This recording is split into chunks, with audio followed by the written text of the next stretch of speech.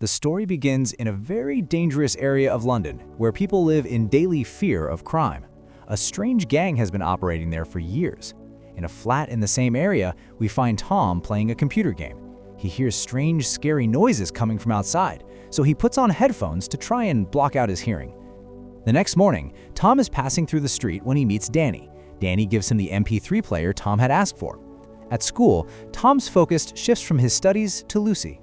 He has had a crush on her for a long time. After class, Lucy comes up to him and asks, "Will you tutor me a little science? I'm having a hard time with chemistry." Tom is stunned to see Lucy in front of him. Eugene then arrives and teases Tom, saying, "You can't even talk to a girl properly." Lucy angrily tells him to stop talking nonsense. She then tells Tom to meet her at Charlie's house so they can study together. Tom agreed and headed for his home where he lives with his grandmother. Once home, Tom sat down with his grandmother, Nasi. Nasi began reading him a short excerpt from a novel she had written. But Tom didn't particularly like the book. Then he left the house to meet Lucy. Later, when Tom arrived at Charlie's house, he saw a man lying unconscious. A short while later, a group of thugs came out of the room. They were filming someone. Tom, frightened, tried to run, but one of the thugs shot him, and then everyone ran away. Now, 10 days later, Tom woke up in the hospital. The doctor told him that while he was running, his phone was near his head at one point, and the bullet struck the phone. Parts of the phone penetrated his head, but there was no serious damage. The doctor said to let him know if he felt anything unusual. Then Tom asked about Lucy. "Is she all right?" Nasi explained that Lucy had recovered and was discharged. While getting into the taxi, the driver was looking at Tom strangely. This irritated Tom. He glanced at the meter and felt something strange. Then he fainted again, and when he regained consciousness, he was lying on his bed. In the morning, Nasi felt Tom's injuries had improved somewhat. He said, "Son, you should introduce me to Lucy."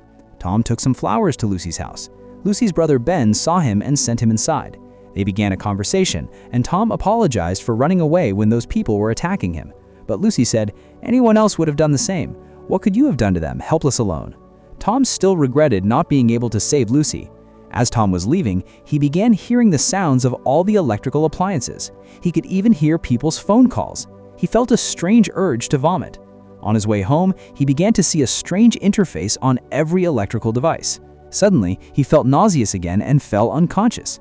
While unconscious, he suddenly saw Eugene's cell phone and realized that one of the bullies who attacked him was Eugene. Tom told Danny about this, but Danny didn't believe him. When Tom saw Eugene again at school, he was able to read his phone messages. Now he was completely convinced that he had been right. Eugene was talking about what had happened to Lucy. Tom became furious and decided to take revenge using his new powers. In a fit of rage, he broke Eugene's phone. Tom then went to a party with Danny that night. At the party, he sat on a couch and watched everything unfold. Sitting there, he looked through everyone's phones and realized who had attacked Lucy. Upon learning this, Tom became extremely angry. He angrily charged towards Eugene. They were about to fight, but Danny intervened and took Tom away. Tom then went to Lucy's house to meet her.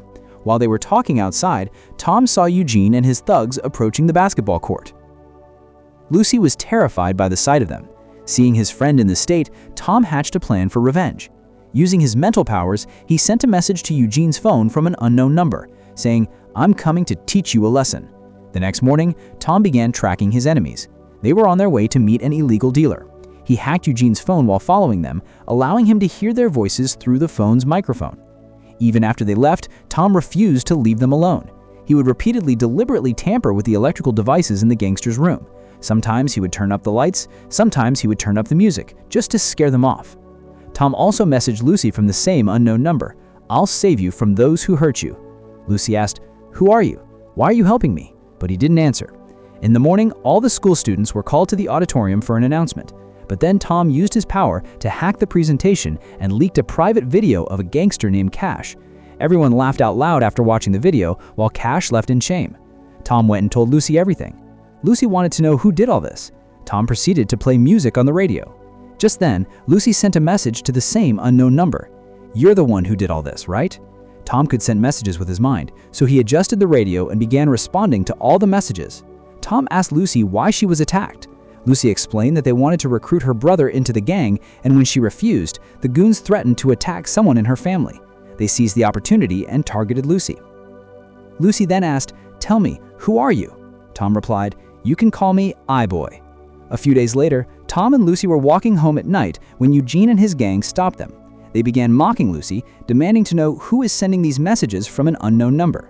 To find out, Eugene grabbed Tom and demanded, "Tell me the truth, you're the one sending all this, right?"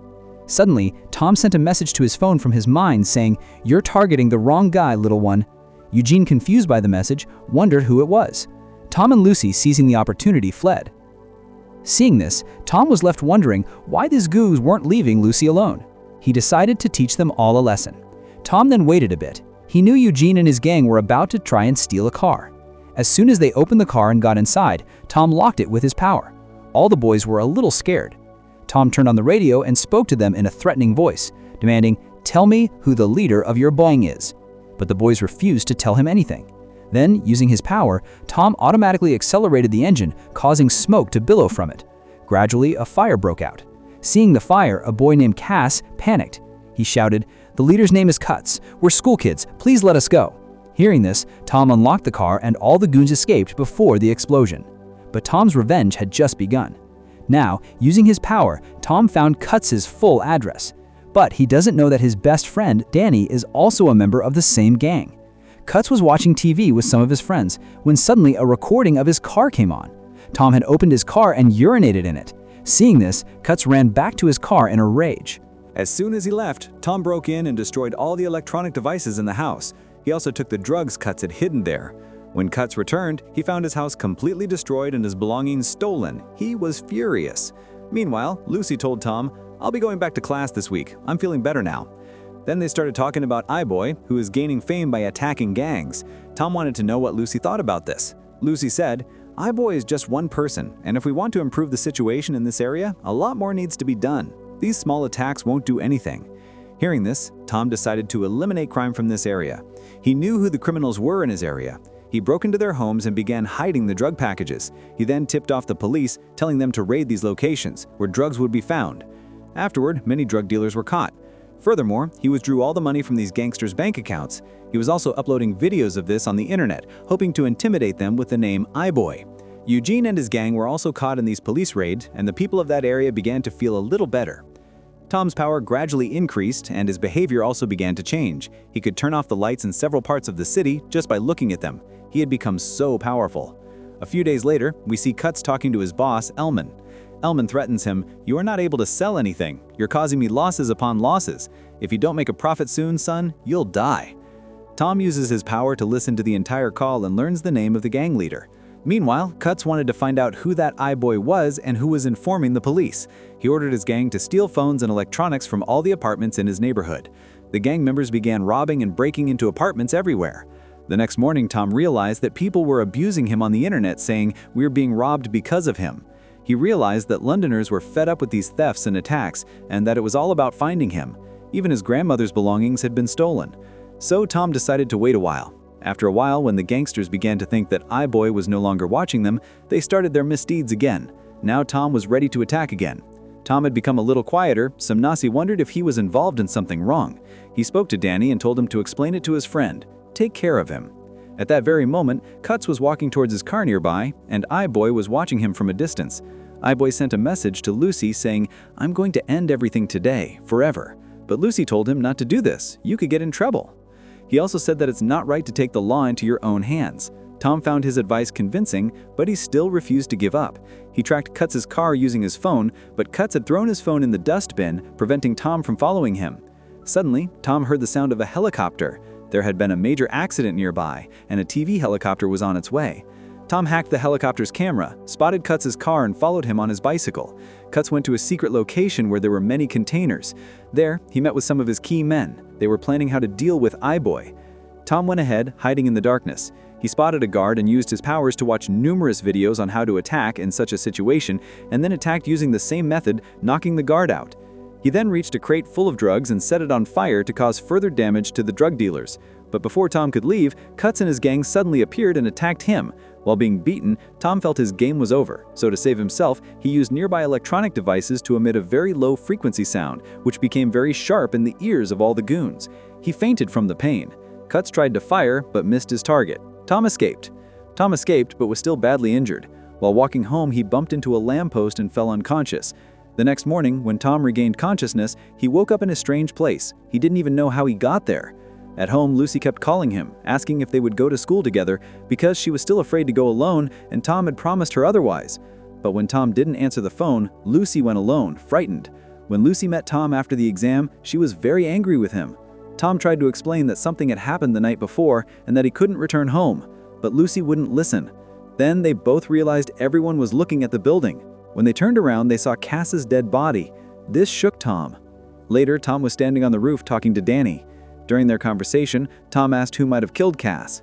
Danny replied bluntly that he was dead because of I-Boy. He was the one who started it all. Yes, he was involved with the gang, but no one is completely bad, right? He couldn't bear such infamy. Hearing this, Tom was saddened.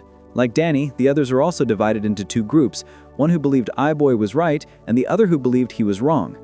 Tom was now feeling very troubled, so he went to the doctor and asked him to remove the phone parts that had penetrated his brain. But the doctor said it was too complicated, he could even die. Hearing this, Tom left dejectedly. If you enjoy what we do here, please like the video and subscribe to the channel to keep us motivated.